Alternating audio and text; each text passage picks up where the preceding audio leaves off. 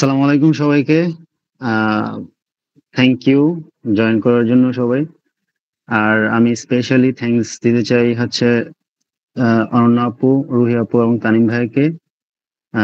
আসলে তাদের গাইডেন্সের কারণেই হচ্ছে আমার ভিসা পাওয়াটা অনেক সহজ হয়ে গেছে। এই ব্যাপারে আমি আহ, আমার এক্সপিরিয়েন্স শেয়ারের শেষের দিকে আমি কথা বলবো। কিন্তু তার আগে আমি কিভাবে হচ্ছে আহ, আমি ইউনিভার্সিটিতে নিজে নিজে অ্যাপ্লাই করলাম, কিভাবে ভিসা পাইলাম, এই ব্যাপারটা আমি একটু শেয়ার করতে চাই। সো প্রথমে আমি শুরু করব হচ্ছে আমার একটু ব্যাকগ্রাউন্ড দিয়ে। কারণ হচ্ছে আমি মনে করি যে আমার ব্যাকগ্রাউন্ডের সম্পর্কে জানলে হয়তো আপনাদের একটু বুঝতে সুবিধা হবে আমি কিভাবে আসলে আমার জার্নিটা কিরকম ছিল। সো আমি হচ্ছে আমি ইউএসএ তে যাচ্ছি মাস্টার্স প্রোগ্রামে। তার আগে আমার ব্যাচেলর এবং মাস্টার্স করা ছিল বাংলাদেশে। আমি হচ্ছে আমার ব্যাচেলর এবং মাস্টার্স করেছি কুমিল্লা ভিক্টোরিয়া কলেজ থেকে। এটা ন্যাশনাল ইউনিভার্সিটির আন্ডারে একটা কলেজ। এবং আমার রেজাল্ট ছিল হচ্ছে ব্যাচেলরে 2.85 এবং মাস্টার্সে 3 সমান সমান। এই আমার রেজাল্ট একটু মনে রাখবেন সবাই। এটা ছিল হচ্ছে 2.85 এবং 3, যেটা এবং মানে একটা লো রেজাল্ট হিসেবে ধরা হয়। তারপরেও আমি হচ্ছে গ্রাজুয়েট অ্যাসিস্ট্যান্টশিপ ম্যানেজ করছি এবং সেটা কিভাবে করছি সে ব্যাপারে আমি বলবো এখন। সো আমার পুরো জার্নিটা শুরু হয় হচ্ছে গত বছরের ডিসেম্বর, যখন আমি হচ্ছে আইএলটিএস পরীক্ষা দেই। তার আগেও আমার খুব বেশি প্ল্যান ছিল না ইউএসএ তে যাওয়ার। আমি হঠাৎ করে ডিসিশন নিয়েছিলাম।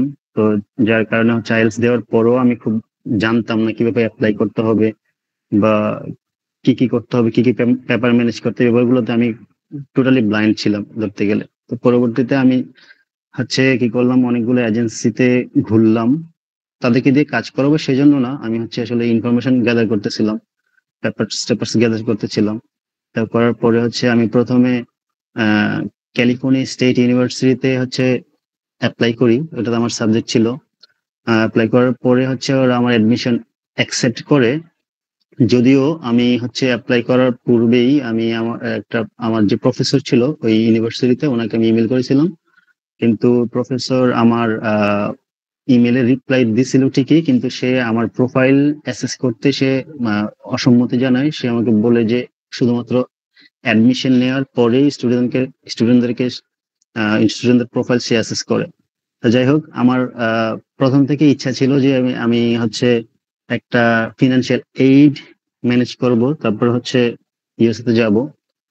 সো ওই ইউনিভার্সিটি থেকে আমি অ্যাডমিশন পাই, বাট প্রফেসরের সাথে আমার অনেক কনভারসেশন হয়, বাট সে কোনোভাবেই আমাকে হচ্ছে, তার ইচ্ছা ছিল সে বলছে, বাট সে আমাকে উম, দেয় নাই বা হচ্ছে দিতে পারে নাই। না দেওয়ার একটা যথেষ্ট কারণ আছে, এটা অবভিয়াস রিজন হচ্ছে আমার আমার লো সিজিপিএ। তো যাই হোক, সে আমাকে দেয় নাই। আহ এর পরবর্তীতে আমি 4টা ইউনিভার্সিটিতে অ্যাপ্লাই করি, সবগুলো থেকেই অ্যাডমিশন পাই, বাট কোথাও আমি ফান্ড ম্যানেজ করতে পারতেছিলাম না, যেটা কষ্টেরই হওয়ার কথা লো সিজিপিএর কারণে। সো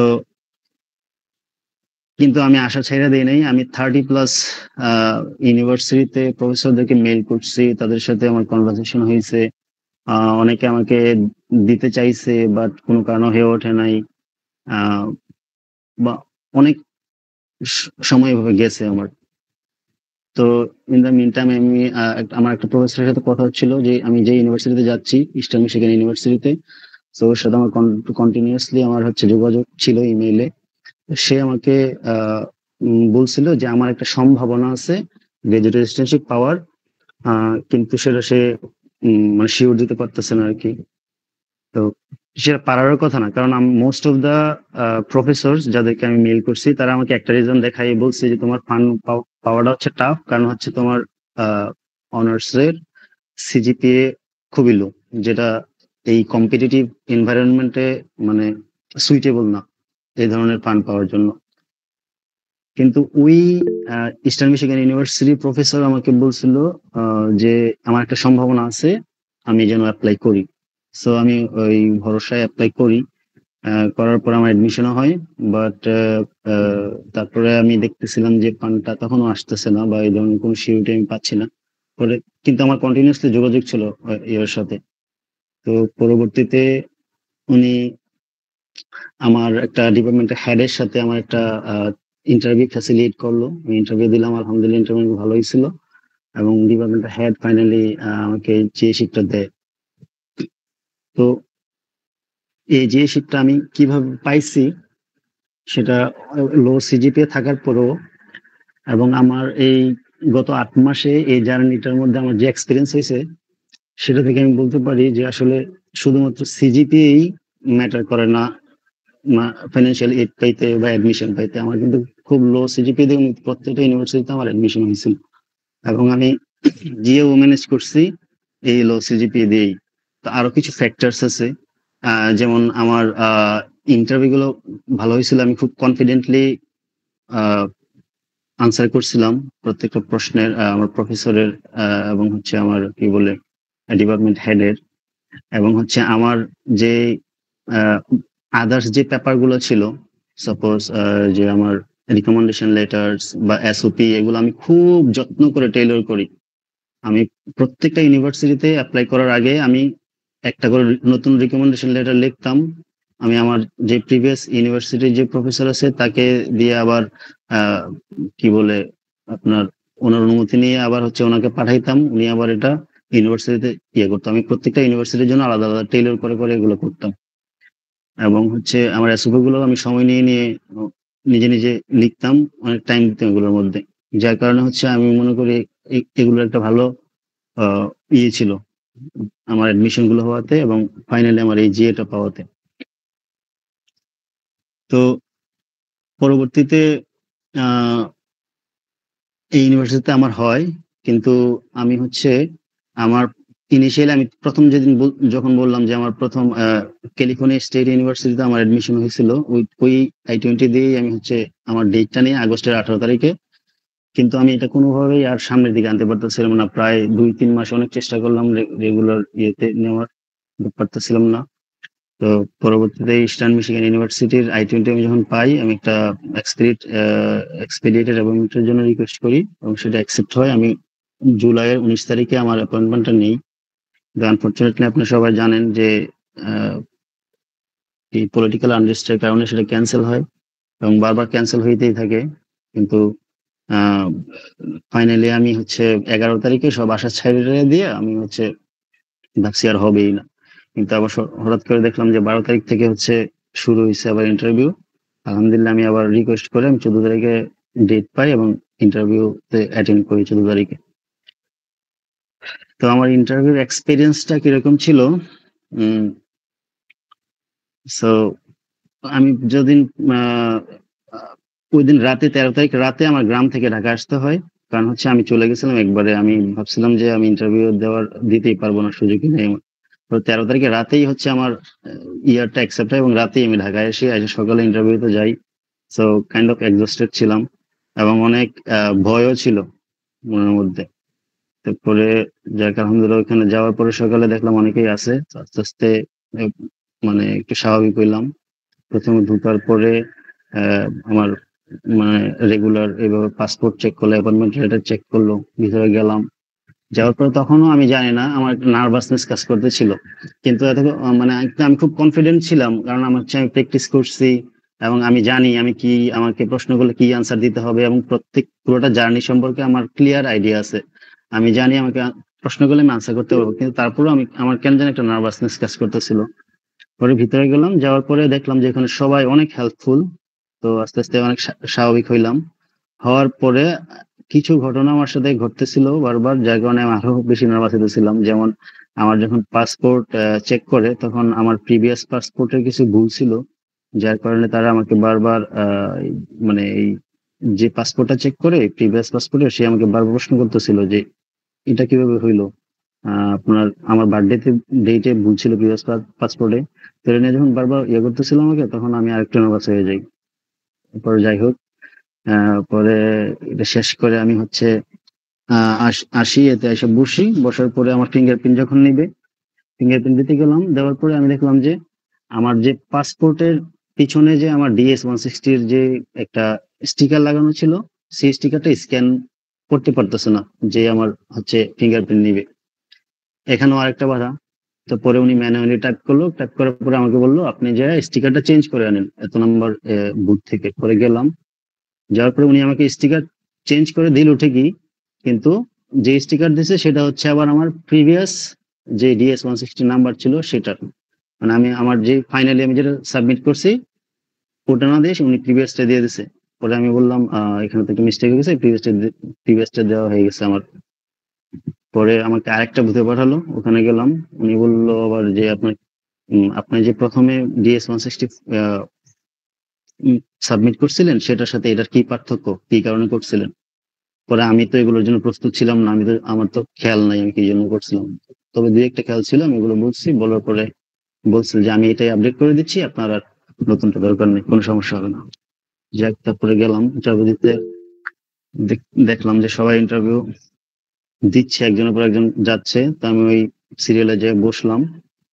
দুইটা বুথে ইন্টারভিউ হচ্ছিল তখন, 8 নম্বর আর 11 নম্বর। 11 নম্বরে নিচ্ছিলেন হচ্ছে একটা হোয়াইট ইয়ং লেডি, আর 8 নম্বরে ছিল একটা মনে হয় ইন্ডিয়ান বা পাকিস্তানি এরকম কিছু হবে, একটা ইয়ং ম্যান। সো আমি দেখতেছিলাম যারা আমার আগে ইন্টারভিউ দিচ্ছে, এই 11 নম্বর বুথে মানে ম্যাক্সিমাম জনের আপনার ভিসা হয়ে যাচ্ছে। শুধুমাত্র দুইটা প্রশ্ন করতেছে সবাই, ম্যাক্সিমাম জনকে, সবাইকে মানে ম্যাক্সিমাম যাদের হচ্ছে ফান্ড আছে তাদেরকে একটা প্রশ্ন করতেছে, why are you going to USA.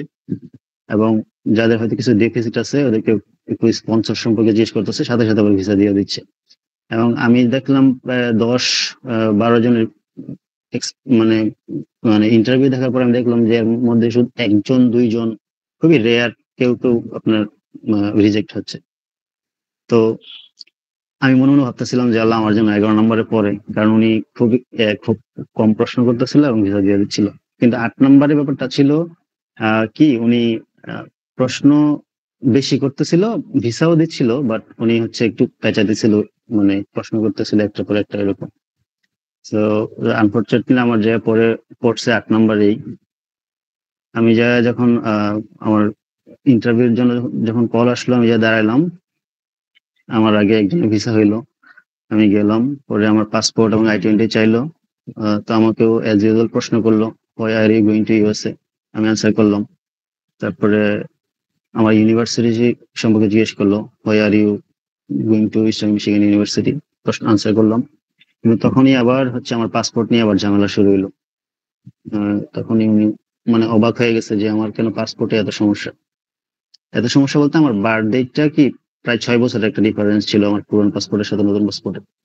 তো এটা নিয়ে উনি এত জেরা করতে থাকলো আমাকে, মানে আমি পুরা একদম নার্ভাস হয়ে গেছি। তো কিন্তু নার্ভাস হইলেও আমি সবগুলো প্রশ্নেরই মানে আনসার দিচ্ছিলাম একদম, কি কি বলে লজিক্যালি আনসার দিচ্ছিলাম। পরে কি করলো উনি, আনসার দেওয়ার পরেও উনি হচ্ছে আমার কথাগুলো মনে হচ্ছে, আমার কাছে মনে হচ্ছিল যে উনি আমার কথাগুলো বিলিভ করতেছে না, উনি সন্তুষ্ট না। তো কিছুক্ষণ এভাবে তাকায় থেকে স্ক্রিনের দিকে, উনি পাসপোর্টটা নিয়ে চলে গেলো পিছনে কোনো একজনের সাথে কথা বলতে। ওখানে প্রায় 2-3 মিনিটের মতো হয়ে গেছে আমি এখানে দাঁড়ায় আছি, এবং আমি আমি আমার মনের মধ্যে তখন একটা ইয়ে হয়ে গেছে যে আমাকে হয়তো ভিসা দিবে না এই পাসপোর্টের ঝামেলার কারণে। তো উনি আবার ব্যাক করলো পাসপোর্ট নিয়ে, আইসা আমাকে আবার সেম প্রশ্ন করলো। বললো যে আবার এক্সপ্লেইন করতে কেন এই মিস্টেকটা হলো। পরে আমি আবার এক্সপ্লেইন করলাম, করার পরে মনে হলো যে উনি একটু সন্তুষ্ট হয়েছে। পরে আমাকে আবার প্রশ্ন করলো আমি কিভাবে হচ্ছে গ্রাজুয়েট রেজিস্ট্রেশন ম্যানেজ করলাম, আমি আনসার করলাম। আবার প্রশ্ন করলো ইন্টারভিউতে কি কি প্রশ্ন করছে আমাকে প্রফেসর, তাও আনসার করলাম। তারপরে পরবর্তীতে আমাকে বললো যে ইউর ভিসা ইজ অ্যাপ্রুভড, যেটা হচ্ছে আমি এতক্ষণের এক্সপিরিয়েন্স আমার কাছে মনে হইতেছিল যে আমার ভিসা হবে না, তারপর ফাইনালি উনি আমাকে ভিসাটা দিল আর কি। সো আমি একটা কথা বলবো এই ভিসার ইয়ে সম্পর্কে, যে আমি যেই সিচুয়েশনের মধ্যে দিয়ে গেছি, এটা যদি অন্য কেউ হতো ওখানে, বা আমিও নার্ভাস ছিলাম, বাট আমি এটা কখনো মানে ওই ভিসা অফিসারকে বুঝতেই দেই নাই যে আমি ভিতরে ভিতরে আমি একদম পুরো আমি শেষ হয়ে যাচ্ছি। এইসব প্রশ্ন আমি কখনোই এগুলোর জন্য প্রিপেয়ার ছিলাম না। কিন্তু সে আমাকে এগুলো নিয়ে বারবার পেঁচাইতেছিল। আমার ইন্টারভিউ ওই দিন সব থেকে বেশি লেংদি ছিল, আমার 5 মিনিটের বেশি শুধু আমাকে এগুলো নিয়ে পেঁচাইছে। কিন্তু যাক, ফাইনালি আলহামদুলিল্লাহ আমি সবগুলো আনসার করতে পারছি, এবং হচ্ছে সাকসেসফুলি ভিসাটা পাইছি। সো যারা সামনে ইন্টারভিউ দিবেন তাদের প্রতি আমার একটা সাজেশন থাকবে, কোনোভাবেই হচ্ছে আপনি নার্ভাস থাকবেন, এটা স্বাভাবিক, কিন্তু কোনোভাবে শো করবেন না যে আপনি নার্ভাস। আপনি নার্ভাস থাইকাও আপনি কনফিডেন্টলি আনসার করতে পারেন, টু দ্য পয়েন্ট। এবং আমি যেটা দেখলাম যে ওরা হচ্ছে আপনার কাছ থেকে এক্সেসিভ কিছু শুনতে চায় না। যেটা প্রশ্ন করছে জাস্ট সেটার আনসার দিলেই হচ্ছে, এবং এক্সেসিভ কিছু বলতে গেলে ও হচ্ছে আবার পাল্টা প্রশ্ন করে অন্যদিকে নিয়ে যাচ্ছে, ও শুনতে ইন্টারেস্টেড না। সো চেষ্টা করবেন টু দ্য পয়েন্ট আনসার করার। আর কনফিডেন্স হচ্ছে মাস্ট। কারণ হচ্ছে আমি 11 নম্বর বুথে দেখলাম যে সবাই হচ্ছে ইন্টারভিউ হচ্ছে, সবাই সবাই ভিসা পাচ্ছে, কিন্তু একটা মেয়ে মাঝখানে ভিসা পাইলো না। ওর কারণ কি? কারণ হচ্ছে আমি দেখলাম ও বলতে পারতেছিল না ঠিক মতো। ওকে যে প্রশ্ন করা হইতেছে একদম সিম্পল একটা প্রশ্ন, যে why are you going to USA, আর ওর ইউনিভার্সিটি সম্পর্কে জিজ্ঞেস করতেছে, বাট সে হচ্ছে মানে থাইমে থাইমে যাচ্ছিল, মনে হচ্ছে সে অনেক নার্ভাস, বলতে পারতেছে না। তারপরও ওর রিজেক্ট করে দিল। কিন্তু বাকিরা যারা, এবং আমার কাছে মনে হচ্ছিল যে ওরা মনে হয় ঠিক মতো শুনতেছেও না, দেখতেছে জাস্ট সে ফ্লুয়েন্টলি বলতেছে কিনা, বলে পরে ভিসা অ্যাপ্রুভ করে দিচ্ছে। সো নার্ভাসনেসটা খুবই মারাত্মক লেভেলের ক্ষতিকর, আমি যেটা ওখানে এক্সপিরিয়েন্স করলাম। দয়া করে কেউ নার্ভাস হবেন না, just keep you cool and answer the questions directly, you will get the visa. এই ছিল আমার ভিসা এক্সপিরিয়েন্স। আর আমার ভিসার যে প্রিপারেশনটা, ভিসা ইন্টারভিউ প্রিপারেশনটা, সেটা সম্পর্কে বলতে চাই। তো আমার যখন 19 তারিখে ভিসা ইন্টারভিউ ডেট পড়লো, তার আগে আমার একটা ফ্রেন্ড আমাকে সাজেস্ট করলো এই সাকসেস ইউএসএ গ্রুপের ব্যাপারে, যে নিজেই হচ্ছে এই গ্রুপে প্র্যাকটিস করে ভিসা পাইছে। তো পরে আমি এখানে অর্ণবের সাথে যোগাযোগ করলাম, করার পরে উনি আমাকে হচ্ছে অপশনস গুলো বললো। তো আমি কিছু ফ্রি মক সেশনও জয়েন করলাম, যদিও আমি তখন মক দেই নাই, জাস্ট আমি শুনছিলাম। আহ, তখন শুনে আমার কাছে খুব ভালো লাগলো, এবং আমি একটা হচ্ছে 1 সপ্তাহের জন্য আমাদের ওই প্যাকেজটা নেই, প্রাইভেট প্রাইভেট মক সেশনের জন্য। তো যখন আমি প্রথম মক টেস্টটা দিই, এর আগে আমি খুবই কনফিডেন্ট ছিলাম, কারণ আমি জানি আমার জার্নিটা, আমার প্রত্যেকটা বিষয় সম্পর্কে আমার ক্লিয়ার ধারণা আছে। কিন্তু আমি যখন ফার্স্ট মক টেস্টটা দিলাম, তখন আমি বুঝলাম যে আসলে জানাই সবকিছু না, এখানে আর অনেক ব্যাপার স্যাপার থাকে। যেমন একটা প্রশ্ন কিভাবে আনসার করতে হবে ডিরেক্টলি, হ্যাঁ, কি কি বিষয় জানাতে হবে, কি কি বিষয় বাদ দিতে হবে, এই জিনিসগুলো আমি তখন জানতাম না। তো অনন্যা আপু, রুহি আপু, তারপরে তানিম ভাইয়ের সাথে আমার এক সুযোগ হয়েছিল একদিন ইন্টারভিউ দেওয়ার। তো তারা আসলে এই ব্যাপারগুলো আমাকে একদম চোখে আঙ্গুল দিয়ে দেখাই দিছে, যেটাকে বলে কোন ব্যাপারগুলো বাদ দিতে হবে, কোনগুলো বললে বেশি ভালো হবে। শুধু এটাই না, আমার DS-160 কম নিয়েও কিছু ঝামেলা ছিল, তারা আমাকে ওই ব্যাপারগুলোতে হেল্প করছে। সো টোটালি বলতে গেলে হচ্ছে একদম আমার ইনকমপ্লিট যে ব্যাপারগুলো ছিল এবং খুবই ক্রুশাল যেগুলো, সেগুলোতে ওনারা অত্যন্ত হেল্প করছে, এবং আমি এটার জন্য তাদেরকে অনেক ধন্যবাদ জানাবো, এবং আমি ঋণী থাকবো তাদের কাছে এই ব্যাপারগুলোর জন্য। এবং আমার মনে আছে, বিশেষ করে তানিম ভাইয়ের সাথে আমার একটা interview, I mean mock session. তখন উনি হচ্ছে, আমি কিছু কিছু পয়েন্ট আমি মুখস্থ করে ফেলছিলাম, যে আমি তো ইন্টারভিউতে আটকায় যেতে পারি, এগুলো মুখস্থ করে করে ফেলি। পরে আমি যখন তানিম ভাইয়ের কাছে ফার্স্ট মক টেস্টটা দিই, উনি আমাকে বলছিল ইউ সাউন্ড রোবোটিক। হুম, এখানে কেউ হচ্ছে ইন্টারভিউয়ার তোমার কাছ থেকে কোনো রচনা শুনতে চাইতেছে না, কোনো ইতিহাস শুনতে চাইতেছে না, তুমি জাস্ট ডিরেক্টলি আনসার করবা। আহ, এখানে কোনো পেঁচানোর দরকার নাই, খুব এক্সেস কিছু বলার দরকার নাই। তো এই জিনিসটা আমার খুব হচ্ছে কি বলে, আমাকে হেল্প করছে আমার যে আনসার গুলো নতুন করে মেক করার জন্য। এবং তার কাছে আমি কৃতজ্ঞ, এবং পুরো সাকসেস ইউএসএ গ্রুপকে অনেক অনেক বেশি ধন্যবাদ জানাই, এবং আমি অ্যাপ্রিসিয়েট করি আহ, তাদের এই কাজকে। তারা হচ্ছে ফ্রিতে স্টুডেন্টদেরকে এই সেবাটা দিচ্ছে, আহ, যেটা খুবই রেয়ার আজকাল। এবং এটা যে কি পরিমাণ ইম্পর্টেন্ট এবং কি পরিমাণ হেল্পফুল একটা ভিসা ইন্টারভিউ ক্যান্ডিডেটের জন্য, সেটা আমি তো নিজেই বুঝছি, এবং আমি আশা করি যারা এখানে আছে, যারা হচ্ছে মক টেস্ট গুলো দিচ্ছে এবং হচ্ছে যারা এই সেবাটা নিচ্ছে, তারা নিজেরাও জানে কি পরিমাণ হেল্পফুল।